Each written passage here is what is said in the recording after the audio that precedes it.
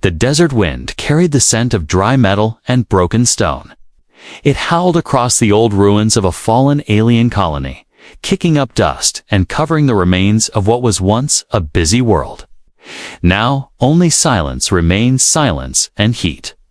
John walked slowly through the empty path, his boots crunching over cracked stone.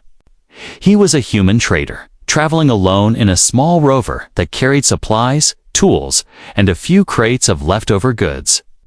He didn't expect to find anyone out here. This place had been marked abandoned years ago. But then, he saw her dot at first. It was just a shape in the distance. A figure kneeling in the middle of the road. His instincts told him to be careful. Bandits sometimes used bait to lure travelers. But something about this figure felt different. She didn't move as he came closer. He saw her more clearly. An alien woman. Her skin was light violet, almost gray under the sun. Her clothes were torn and dusty. Her body was too thin. She wasn't alone. A small child clung to her side, half hidden under a tattered cloth. The child looked weak, barely holding on. John stopped the rover and stepped out. The woman raised her head slowly. Her eyes met his large yellow, full of fear and hope. She tried to stand, but fell to her knees again. Then, with a shaking voice, she said something in broken English. "Please, take us." John didn't move. The woman lowered her head. "I beg." For her, she placed her hand gently on the child's back. "I'll do anything. Just don't leave us here." John's throat tightened.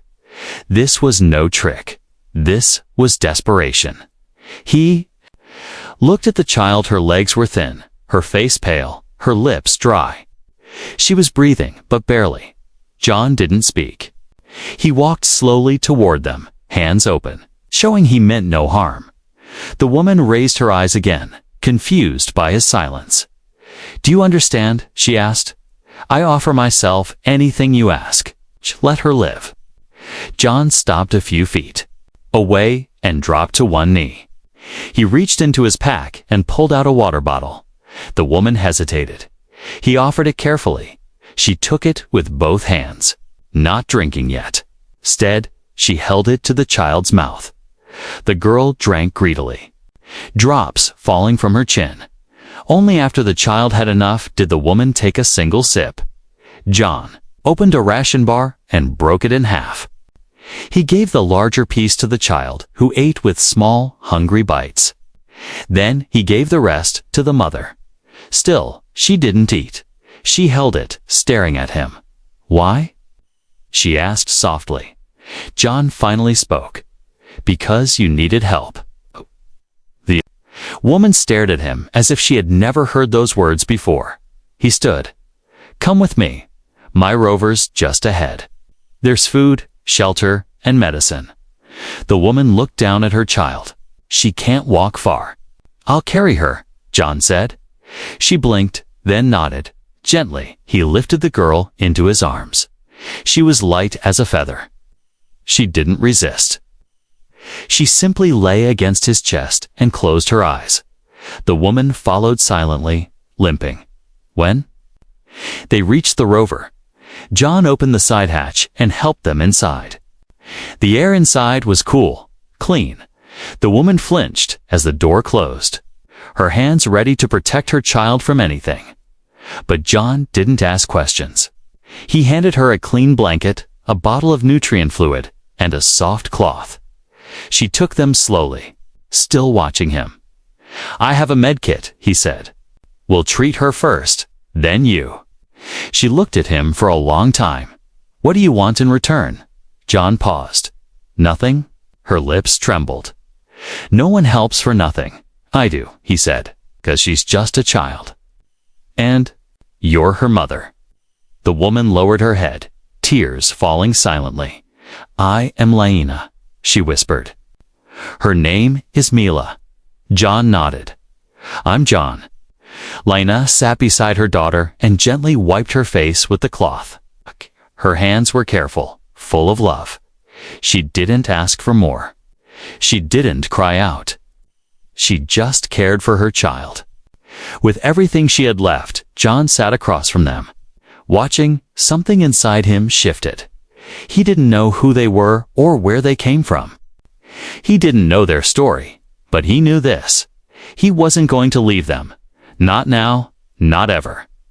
John's shelter was small, but safe. Built into the side of a dry canyon, it was designed for solo missions, barely enough space for one person. But that night, 3 people slept inside, 1 human, 1 alien woman, and her child. Laina sat beside Mila, wrapping her in the soft blanket John had given them. The girl had eaten a full meal and now lay sleeping with her tiny hand holding the hem of her mother's torn robe. Laina kept running her fingers through Mila's hair, as if afraid that letting go for even a second would make her disappear. John watched from the other side of the shelter. He had given them his own bed and set up a mat for himself near the storage crates. He sipped from a warm drink, but didn't speak. The fire between them gave off a soft glow, casting long shadows across the room. "She's resting better now," Laina whispered. John nodded.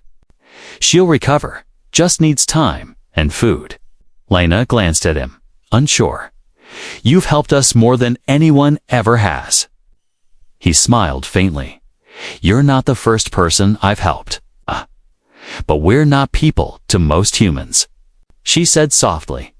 John didn't reply. Instead, he reached into his bag and pulled out a new set of clothes, clean, simple, and warm. He held them out to her. Laina took them slowly, her eyes filling with confusion. "Why do you keep giving? You don't even know who we are." John leaned back. "I don't need to know everything. I saw enough." Laina looked down at the clothes. Her fingers trembled as she held the soft fabric against her chest. "Still," she whispered, "thank you." John didn't ask her to explain herself, but deep inside, he had questions. Questions he hadn't voiced yet. Where had she come from? Why was she and her child alone in a dead colony? Why were they so afraid? Later that night, after Mila had fallen into a deep sleep, Laina moved to the small sink in the corner, washed her face, hands, and arms, carefully removing the layers of dirt.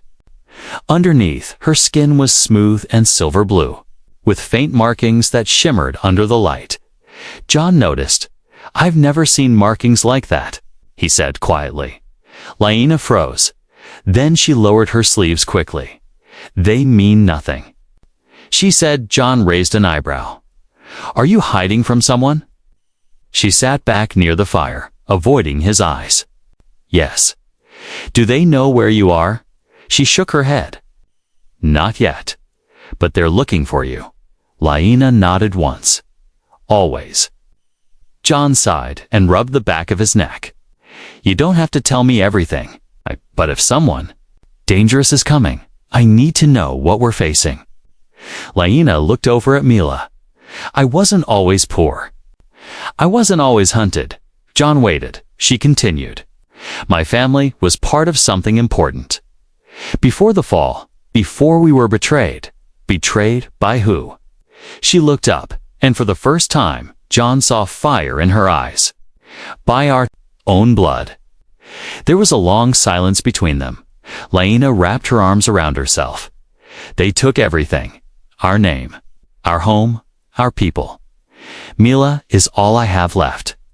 John spoke gently. "And now you think I'll leave too?" Laina didn't answer. He leaned forward. "I'm not like them." "No," she said softly. "You're not." The wind outside picked up, whistling through the cracks in the canyon. John stood and checked the door, making sure the lock was engaged. Then he walked over to the storage shelf and pulled down a small box. Inside were old trinkets, photos, and a worn-out cloth star. "My sister used to say," John began, holding the star, "that no one survives alone." "Not really." Laina watched him. "Maybe we're not so different," he added. Laina lowered her head. "I'm afraid of staying, and I'm even more afraid of leaving." John looked at her gently. Then, don't leave. She looked surprised. Not unless. You want to? He said. You're safe here. A tear rolled down her cheek. She brushed it away quickly, embarrassed. I don't cry often. He smiled. You're allowed. She looked at the floor. If you knew what I'd done to survive, you might not be so kind. I'm not here to judge, John said. I'm just here. Lainey reached for the cup of warm broth he had made earlier and took a sip. For the first time, her hands didn't shake. She whispered, You make it easy to believe again. John watched her for a moment. He didn't know where this strange bond was heading, but he knew one thing. He didn't want her and her child to disappear again. Not into the dust, not into silence, not while he could do something. The next few days passed slowly but peacefully. John's shelter turned from a quiet resting spot into a strange little home. Mila was recovering fast. Her legs grew stronger, her skin less pale, and her laughter started to return soft, shy, but beautiful. She followed her mother everywhere, clutching her hand like it was the only thing that kept her world together. Laina still moved carefully, her eyes always scanning every corner of the room. She barely spoke unless she had to. But John noticed the small changes. She ate more. She accepted his help without fear. And when she looked at him now, there was something new behind her eyes. Trust. One evening, the sun dipped below the rocks, painting the sky orange and purple. John lit the soft interior lights. The shelter felt warmer than usual, maybe because the cold silence had faded. Mila had already fallen asleep under a soft blanket. Her little hand rested on her chest, rising and falling gently. Lainey sat beside her but didn't look tired. Instead, she watched the flames flicker inside the heating unit. John placed 2 cups of warm tea on the table and sat across from her. You haven't rested today? Laina gave a small smile. Hard to rest when your past is chasing you.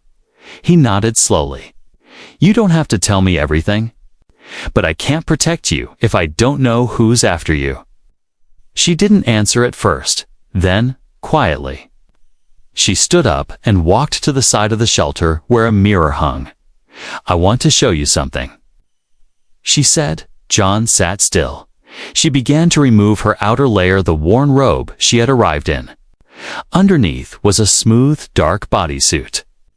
It clung to her thin frame, clearly damaged with burned spots and faded marks. Slowly, she turned her back to him. Then she pulled the suit down just enough to reveal her shoulders and upper back. John's breath caught. There were scars, deep, ugly ones. Not from weapons, but from chains. Long twisted burns crossed her skin, some newer, some old and faded. It looked like she'd been shackled, maybe even branded. He stood up slowly, walking over. To her, she didn't move. These, she said, her voice low, are from my own people. He clenched his fists. Why would they do this to you? She turned around. Her eyes were wet but steady. Because I refused to hand over my daughter. John's voice came out in a whisper. They wanted her. Lainey nodded. Mila is special. Her blood carries something rare, something they wanted to control. A gift passed from my side of the family. My father was a noble. My mother was not. He took a breath. You were born into power. Yes, she said. But power does not protect. When my father died, the rest of the house turned on us. They wanted Mila trained, twisted into a weapon or a tool for alliance. I said no, so they punished me. John looked back at Mila sleeping soundly. She doesn't know, does she? He asked. Laina shook her head. She only remembers the running, the hunger, the nights we slept in abandoned farms. She knows nothing of palaces, politics, or pain. John walked back to the table and sat down again. She doesn't need to know. Not yet. Lina wrapped the robe back around herself and sat opposite him. I showed you the scars so you'd understand. I was a daughter of a high house. Now, I'm just a shadow. You're more than that, he said. She looked surprised. Why do you keep saying that? Because it's true. He stared at him. Do you really believe someone like me can be more than a runaway with a child? He leaned forward. You protected your daughter. You gave up everything for her. That's not weakness, Lina. That's strength. Her eyes filled again. John reached for her hand. She didn't pull away. I don't care what your past is, he said. You're not just a guest here anymore. She blinked. What do you mean? I mean, you're home. She looked at him like she didn't know what to do with those words. Then she whispered, I've never had a home. Not really. Now you do, he said. For a long moment, they sat in silence, her hand in his. Outside, the wind howled like it always did. But inside, something new had begun to grow quiet, warm, and strong. Not love, not yet. But something close. Something that would carry them through the danger that still waited just beyond the canyon's edge. The night was silent. Outside the shelter, the stars glittered over the canyon like frozen tears. In the sky, inside, the fire had faded to soft embers, and Mila was fast asleep. Her small body curled under a thick blanket. John sat alone at the small table, staring at an old map. His fingers traced the lines of the desert roads, the abandoned colonies, the nearby settlements. He wasn't planning a journey, just thinking, preparing. He had the feeling something was coming. He didn't hear Lina step into the room behind him. She had bathed and changed into clean clothes he had given her. Her hair was loose now, falling over her shoulders in soft waves. Her skin still carried the faint shimmer of her alien blood. Glowing in the low light dot, John looked up and gave a small smile. Couldn't sleep. She shook her head. I had a thought. He closed the map and leaned back. What kind of thought?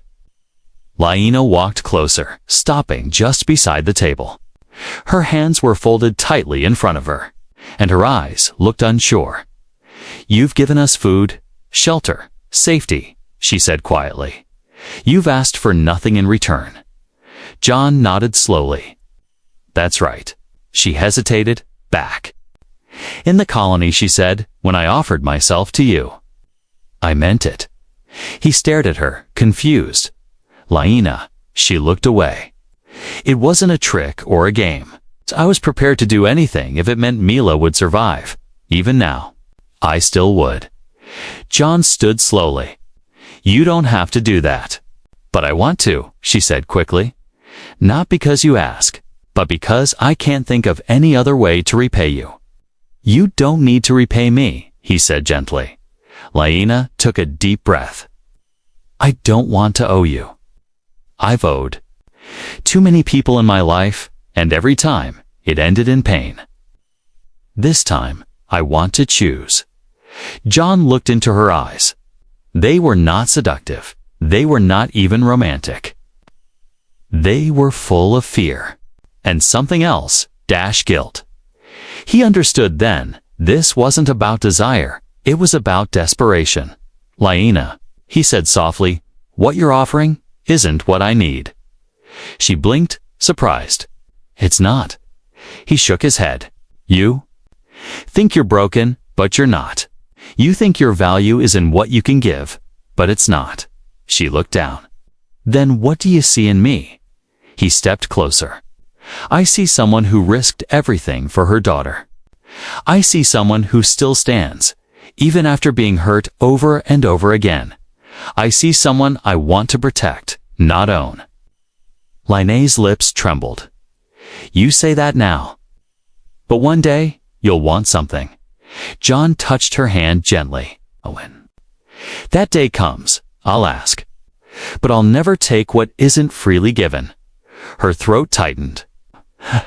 No one's ever said that to me before. Well, he smiled softly. You've met the right human now. She let out a breath she didn't know she was holding. I feel like I'm not carrying this alone anymore. You're not, he said. They stood in silence, the soft hum of the shelter surrounding them. The moment wasn't romantic. It was something deeper. A quiet understanding. Lainey looked down at her hand in his. I'm sorry, she whispered. I didn't mean to make you uncomfortable. You didn't, John said. You reminded me that even the strongest people can be afraid. And I'd rather know the truth than live behind silence. She nodded slowly, her voice small. I've been silent too long. John pulled a chair out for her, and they sat together. Watching the embers fade, for the first time, Laina didn't feel like a stranger in his shelter. She felt seen, she felt safe, and even though she hadn't meant for it to happen, a tiny spark lit inside her heart. Hope. It's not the loud, foolish kind. It's the quiet, gentle kind that grows only when someone treats you like you matter. Mila stirred in her sleep. Mumbling something softly, Laina turned her head quickly. Then smiled as she saw her daughter resting peacefully. She's dreaming. She said, good dreams, I hope. John replied. Laina looked back at him. Because of you. Probably yes. Look down. Because of you too. She shook her head slightly. You don't know what I've done. And I don't care, he said. You're here now. That's what matters. A tear slipped down her cheek. She wiped it away and stood. I'll get some rest. Thank you. Again. Any time, Laina, John said quietly. She walked back to the small sleeping area and lay down beside her daughter. This time, when she closed her eyes, the silence didn't feel empty. It felt peaceful, and she whispered one final thought before drifting to sleep. Maybe, just maybe, he won't leave. The days that followed were peaceful. Mila laughed more often now. She played with small tools and wires John gave her, curious and bright. Laina began to smile again, soft smiles, cautious ones, but smiles all the same. The warmth inside the shelter grew, not from the heater, but from the feeling that maybe, just maybe, they could start over. John fixed a broken solar panel one morning while Laina prepared a simple meal. Mila sat outside, drawing shapes in the dirt with a small stick. The canyon air was calm, the wind light, the sun gentle. But peace never lasted long. That afternoon, John noticed something strange. A sound, faint, like metal scraping stone. He froze, his hand resting on the handle of the door. He turned slowly. Listening harder, another sound. This time closer, his instincts kicked in. He moved quickly and quietly toward Lainey. Take Mila inside.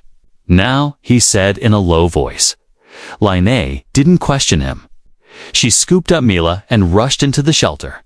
John grabbed his pulse pistol and scanned the ridge above the canyon. Then, he saw it. A figure, tall, armored. Watching not a wild animal, a tracker. And not just any tracker, an elite one. The kind used by powerful houses, the kind that never stopped until they caught their prey.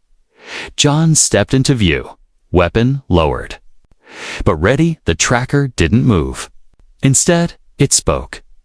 I'm not here for you, human, the voice said through a static-filled helmet. Give me the woman and the child. You walk away alive. John's heart pounded. Not happening. The tracker tilted his head. You don't understand what you're protecting. She is a traitor to her own kind. Her child is a danger. No, John said firmly. She's a mother, and that girl is just a child. The tracker's tone shifted. You think you're helping, but you're just delaying the inevitable. Others are coming. Stronger, harsher. John raised his weapon. Then I'll delay them too. The tracker didn't answer. He stepped back, disappearing over the ridge. John rushed inside and locked the shelter. Laina stood by the wall, holding Mila tightly. "Who was it?" she asked, her voice trembling. "A tracker. He knew your name. He wants you both." Laina sank to the floor, clutching Mila. "They found us." John knelt beside her. "Then we run. Tonight. But where? They'll follow." I have. "Ship buried 2 miles north. Hidden. We use it." Laina looked at him. "You'd give up everything for us?" John nodded. "Yes." Her eyes filled with tears. "Why?" "Because you don't deserve to live in fear." Laina grabbed his hand. "You don't understand. That man, that tracker, he's my cousin." John blinked. "Your own family." She nodded. "He was promised power if he brought us in. He knows Mila's blood is special. They want to use her, breed her into a new line of royal heirs." John's face darkened. "That's sick." "Yes," she whispered. "It's what they do." John stood. "We have to leave now. Get what you need." Laina gathered a small bag, food, and supplies. Mila was quiet, sensing the fear, but not asking questions. That night, under the light of a red moon, they left the canyon. John led the way, his weapon in hand. Laina followed close, carrying Mila wrapped in a blanket. The desert stretched before them, endless and cold. But they kept walking, because staying meant death or worse. They moved quickly, using old paths and avoiding the open. John had spent years hiding salvage. Now, those skills were saving lives. After 2 hours, they reached a rocky ridge. Beneath a pile of fake stones was a hidden door. John opened it. A small ship lay buried below. Dusty, but functional. He turned to Laina. "We'll be safe once we're in the air." But before she could answer, shot rang out. The ground exploded near their feet. The tracker had returned. John pushed Laina and Mila into the ship. "Go. Lock the door." He spun and fired back, driving the attacker behind cover. Another shot came, grazing his shoulder. He gritted his teeth and ran inside. Sealing the hatch, Laina was at the controls, her hands shaking. "Do you know how to fly this?" he asked. "I was trained long ago," she said. "Then do it." The engines roared to life, the dust blasting into the air. Outside, the tracker cursed and raised his weapon, but it was too late. The ship rose. They were in the sky. For now, they were safe. John leaned back in the seat, blood seeping from his wound. Laina looked at him, tears in her eyes. "You were ready to die for us." He smiled weakly. "Still am." She reached out and touched his hand. "I won't forget this," she said softly. Ella, half asleep, looked up at him. "Thank you, John." And for the first time, she smiled at him, a real smile. The ship flew low through the night sky, gliding over broken mountains and empty valleys. Inside, the air was tense. The only sound was the soft humming of the old engines and Mila's steady breathing as she slept curled in the back seat. John sat in the co-pilot's chair, pressing his hand against the wound on his shoulder. The pain was sharp, but he stayed quiet. He didn't want Laina to worry, even though her eyes kept glancing his way, full of fear. "You're bleeding too much," she said finally. "I've had worse," he replied, forcing a small smile. "Don't lie to me," she whispered. "Not now." John sighed. "It's just a scratch. Focus on flying." Laina's hands trembled slightly on the controls. It had been years since she'd touched a flight stick. But the training she once had buried deep in her blood came back quickly. Her fingers found the right switches. I stayed sharp. "I think I remember a safe zone," she said. "It's old, forgotten, but shielded. No one will find us there. Not for a while." Then take us there, John said. She nodded and turned the ship east, cutting through dark clouds and strong winds. As they flew, John's head began to drop. Blood loss, exhaustion. Pain, Lainey noticed. We can't both sleep. You rest, she said gently. I'll fly. He didn't argue. His eyes closed slowly and his body slumped in the chair. Laina flew for hours. She didn't blink, she didn't cry. She just flew because everything depended on her now. Mila stirred in her sleep and called softly, Mama? Lena reached back and held her daughter's hand. I'm here, she whispered. We're okay. When morning came, the sky turned a soft golden color. Lainey spotted the valley hidden between cliffs, covered with old tech wreckage and dry plants. She landed the ship quietly and safely. The moment the engine stopped, Lainey rushed to John. He was pale, sweating, and weak. She tore open the first aid box, her hands moving fast. I'm going to help you, she said. He gave her a small nod, barely able to speak. With careful hands, she cleaned the wound, applied sealant, and wrapped it with a pressure bandage. Her fingers were steady, but her eyes were full of tears. You saved us, she whispered. Now, let me save you. John coughed and gave her a faint smile. You already did. She sat beside him and held his hand until he drifted to sleep. Outside.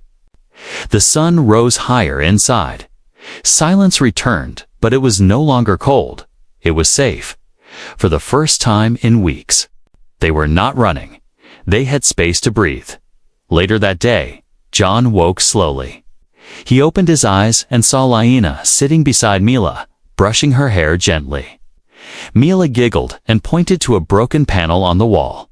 Can I fix it? She asked. Laina smiled. Maybe later. Let's let John rest. I'm awake, John said. Both turned. Laina rushed to him. You need food. Water. I need to stand, he said with a groan. No, she warned. Stay down. You lost a lot of blood. John sighed. I hate feeling useless. You're not useless, Mila said, climbing beside him. John smiled. Thanks, little one. She held his hand. Are you? My new dad. Kana froze. John blinked. Me. Ella looked serious. Mama says you're brave. You keep us safe. That's what a dad does, right? John glanced at Laina. She looked stunned. But she didn't stop her daughter. John looked into Mila's bright yellow eyes and nodded slowly. If you want me to be, then yes, I'll be your dad. Mila smiled wide and hugged him. Lainey covered her mouth, tears falling. Thank you, she whispered. For everything? John held Mila gently. You're not alone anymore. Outside, clouds gathered again, but inside the ship. Something stronger held them together. Not blood, not duty, family, not chosen by fate, but by heart. John sat by the edge of the valley, watching the sky change colors. Shades of orange, red, and soft purple painted the clouds as the sun set. The breeze carried a scent of dry earth and hope. Behind him, the ship was silent, resting just like its passengers. Lainey walked up slowly and sat beside him. You're healing fast, she said. He gave a tired smile. Your medicine works better than any I've ever used. She chuckled softly. It's old royal mix, hidden knowledge. Not many remember it. He glanced at her. And you? Are you okay? She paused, thinking. I don't know, she admitted. But I feel lighter. They both looked toward the ship. Mila's laughter echoed faintly from inside as she played with a small bot John had reprogrammed for her. She called me Dad. John said quietly.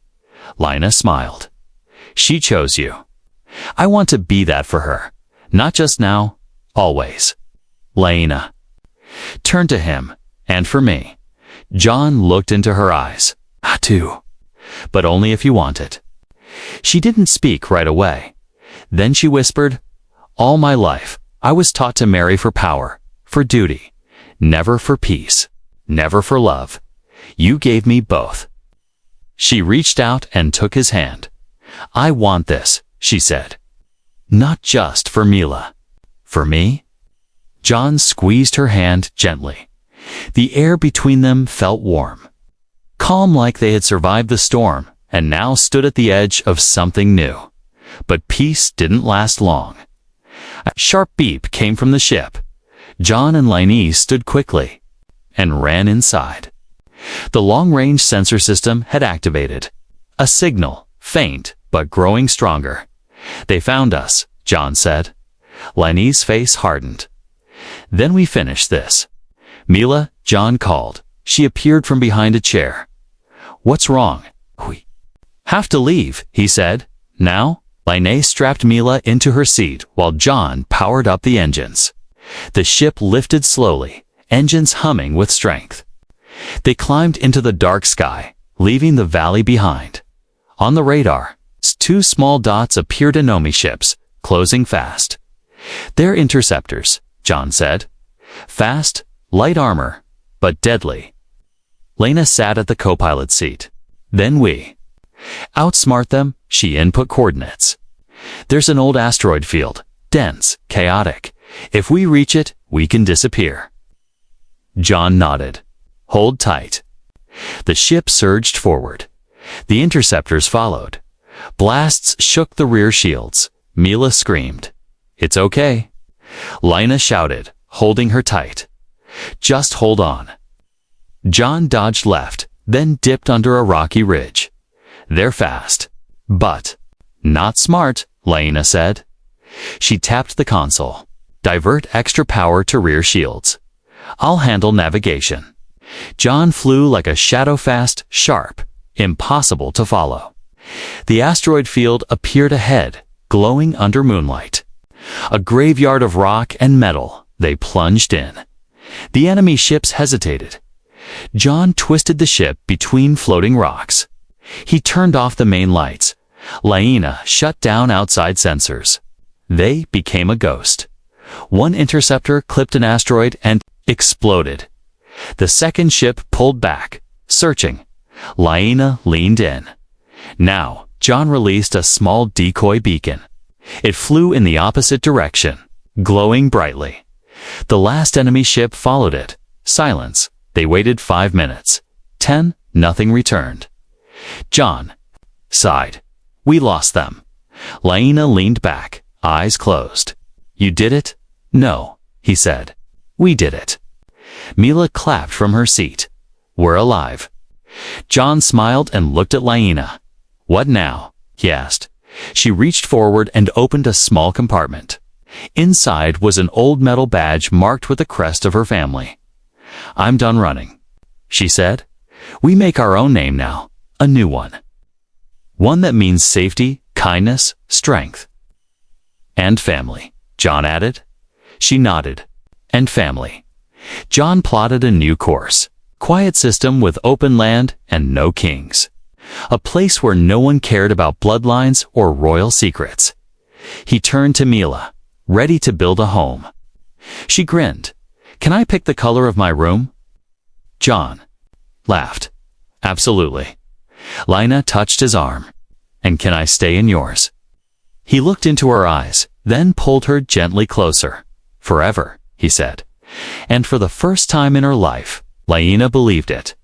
No fear, no chains, no hiding. Just a man, a woman, and a child, flying toward the life they chose, together.